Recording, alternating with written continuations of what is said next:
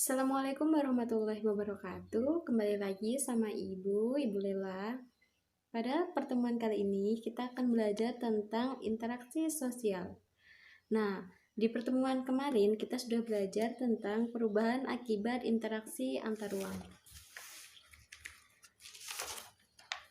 Nah, di situ kita sudah belajar tentang perkembangan pusat-pusat pertumbuhan, perubahan penggunaan lahan, perubahan orientasi mata pencarian, perkembangan sarana dan prasarana. Nah, untuk pertemuan kali ini kita akan belajar tentang interaksi sosial ya. Sebelum memulai pembelajaran, akan lebih baiknya kita berdoa menurut agama dan kepercayaan kita masing-masing. Berdoa mulai.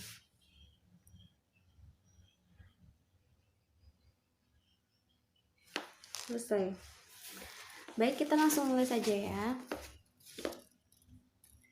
Interaksi sosial. Ada yang tahu nggak interaksi sosial itu apa?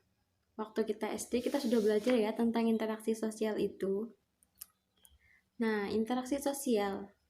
Interaksi sosial adalah hubungan-hubungan antara perorangan, antar kelompok manusia, maupun antara orang perorangan dan kelompok manusia. Dalam interaksi sosial, hubungan yang terjadi harus dilakukan secara timbal balik oleh kedua belah pihak. Artinya, kedua belah pihak harus saling merespon. Dengan demikian, interaksi sosial adalah hubungan yang terjadi antara manusia dengan manusia yang lain. Jadi, interaksi sosial itu adalah hubungan timbal balik antara manusia dengan manusia lain ya. Itu dinamakan interaksi sosial. Kalau satu individu hanya mengobrol sendiri, itu bukan interaksi sosial. Nah, di sini menurut Sarjono Sukanto, interaksi sosial adalah dasar dari proses sosial yang terjadi akibat adanya hubungan-hubungan sosial yang dinamis.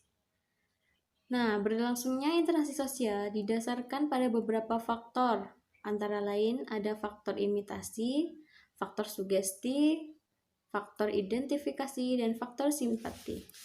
Nah, kita akan bahas satu persatu. Dari faktor imitasi. Faktor imitasi merupakan proses seseorang mencontoh orang lain atau kelompok lain. Nah, contohnya adalah seseorang anak perempuan bermain masak-masakan akibat dia mencontoh ibunya. Nah, untuk faktor sugesti merupakan pengaruh yang dapat menggerakkan hati orang. Contoh, seorang pasien yang berobat ke seorang dokter, pasien tersebut akan cepat mengalami perubahan, salah satunya disebabkan adanya rasa sugesti dari dokter tersebut. Jadi kita percaya gitu bahwa kalau kita berobat pada dokter itu kita bisa sembuh gitu loh. Nah, kemudian yang terakhir ada faktor identifikasi. Faktor identifikasi merupakan kecenderungan atau keinginan dalam diri seseorang untuk menjadi sama dengan orang lain. Contohnya, seorang anak yang mengidolakan pemain film favoritnya. Nah, dia akan mencontoh apa saja tingkah laku yang dilakukan oleh idolanya tersebut. Nah, lalu ada faktor simpati. Nah, faktor simpati di sini merupakan kemampuan untuk merasakan diri seolah-olah dalam keadaan orang lain dan ikut merasakan apa yang dilakukan, dialami, atau diderita orang lain. Contoh, jika keluarga kita ada yang sakit, kita juga ikut merasakan sakit. Orang lain sedih, kita juga ikut merasakan sedih. Nah, itu namanya adalah faktor simpati. Lalu di sini ada ciri-ciri interaksi sosial. Nah, interaksi sosial itu ada ciri-cirinya loh, ada 4 ya di sini. Yang pertama ada jumlah pelakunya lebih dari 1 orang. Nah, dinamakan interaksi sosial karena jumlah komunikannya ada 2. Nah, yang kedua ada berlangsungnya secara timbal balik, ada balasan. Jadi tidak ngobrol sendiri. Yang ketiga adanya komunikasi antar pelaku dengan menggunakan simbol-simbol. Dan yang keempat, adanya suatu tujuan tertentu. Nah, adanya interaksi sosial itu pasti akan ada yang dibicarakan kan. Lalu ada syarat-syarat interaksi sosial. Nah, syarat-syarat interaksi sosial di sini ada Interaksi sosial dapat terbentuk apabila memenuhi persyaratan khusus. Pada saat menyapa seseorang, kamu memerlukan tanggapan dari orang tersebut. Jika orang tersebut menanggapi sapaanmu, berarti telah terpenuhi syarat interaksi sosial. Syarat utama interaksi sosial yaitu ada kontak sosial dan komunikasi sosial. Lalu di sini ada bentuk-bentuk interaksi sosial. Interaksi sosial dapat terjadi dimanapun dan kapanpun, serta dilakukan oleh siapapun tanpa mengenal usia, status sosial, dan pendidikan. Hal itu terjadi karena manusia hidup selalu berinteraksi dengan orang lain. Ada beberapa bentuk interaksi sosial dalam kehidupan masyarakat, yaitu sebagai berikut. Yang pertama adalah proses asosiatif. Jadi proses asosiatif di sini adalah proses ini terjadi apabila seseorang atau kelompok orang melakukan interaksi sosial yang mengarah kepada kesatuan pandangan. Proses ini terdiri atas 3 bentuk, yaitu yang pertama ada kerjasama, yang kedua ada akomodasi, dan yang ketiga ada asimilasi. Untuk kerjasama adalah suatu usaha bersama antara orang perorangan atau kelompok manusia untuk mencapai suatu atau beberapa tujuan bersama. Bentuk kerjasama ini dalam masyarakat Indonesia disebut dengan gotong royong. Nah, gotong royong itu dilakukan beramai-ramai oleh beberapa orang untuk mencapai suatu tujuan yang sama. Lalu ada akomodasi. Sebagai suatu proses akomodasi menunjukkan pada usaha-usaha manusia untuk meredakan suatu pertentangan, yaitu usaha-usaha untuk mencapai kestabilan. Akomodasi merupakan suatu cara untuk menyelesaikan pertentangan tanpa menghancurkan pihak lawan, sehingga lawan tidak kehilangan kepribadiannya. Contohnya di sini adalah contoh akomodasi itu adalah pemaksaan terhadap kaum yang lemah, penyelesaian PHK karyawan, penyelesaian yang bersengketa melalui pihak ketiga, toleransi kehidupan beragam. Nah, asimilasi merupakan cara-cara bersikap dan bertingkah laku dalam menghadapi perbedaan untuk mencapai kesatuan dalam pikiran dan tindakan. Proses asimilasi dapat dengan mudah terjadi melalui beberapa cara, antara lain dengan sikap toleransi, sikap saling menghargai orang lain dan kebudayaannya, persamaan dalam unsur-unsur kebudayaannya, serta perkawinan campuran. Contohnya, ada orang dari Tiongkok yang tinggal di Indonesia.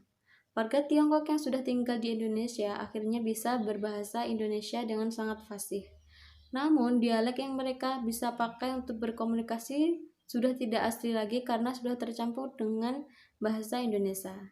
Dalam hal makanan, misalnya bakso, makanan yang dibawa oleh orang Tiongkok, kemudian lama-kelamaan diakui sebagai makanan orang Indonesia yang dibuat dari daging sapi, ayam, dan sebagainya. Lalu di sini ada proses disosiatif. Nah, proses disosiatif terjadi apabila seseorang atau sekelompok orang melakukan interaksi sosial yang mengarah pada konflik dan merenggangkan solidaritas kelompok. Proses ini terjadi atas 3 bentuk. Yang pertama ada kompetisi, yang kedua ada kontroversi, yang ketiga ada pertentangan. Nah, kompetisi di sini adalah suatu proses individu atau kelompok yang bersaing untuk mencari keuntungan melalui bidang-bidang kehidupan tertentu. Contoh, gelar, kesuksesan, sebuah piala, dan hadiah. Untuk mendapatkannya, seseorang harus bersaing satu dengan yang lainnya. Jadi untuk mendapatkan sesuatu, mereka bersaing dengan baik, seperti itu. Lalu yang kedua ada kontravensi.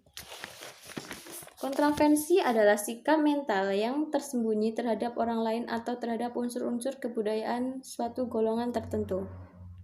Kontravensi ini ditandai oleh gejala-gejala adanya ketidakpastian mengenai diri seseorang dan perasaan tidak suka yang disembunyikan, kebencian atau keraguan terhadap kepribadian seseorang. Contoh,